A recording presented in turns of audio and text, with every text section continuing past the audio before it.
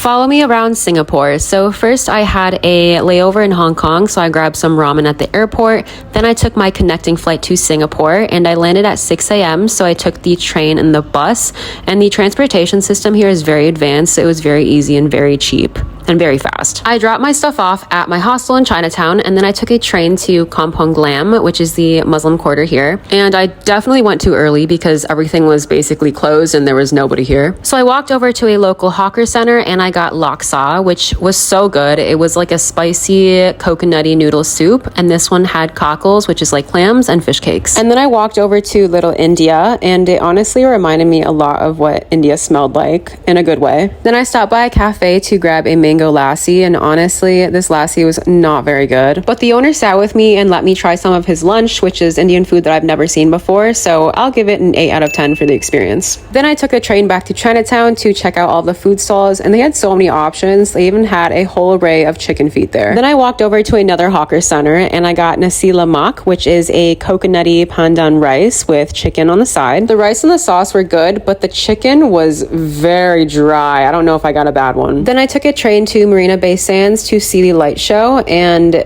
it was fine. I got bored after 2 minutes and left. At night, I headed to Boat Quay, which is along the river, and I met with my Singaporean friend Kumar, who I haven't seen in like 3 years. Afterward, I went to 7-Eleven to grab an onigiri, and this was drier than I remember. The hawker center only had a few places open at midnight, so I grabbed some shrimp chung fun, and there was like a sliver of shrimp in this, okay? The next morning, I tried a very common Singaporean breakfast, which is kaya toast, and it had a coconut jam and a pat of butter in the middle.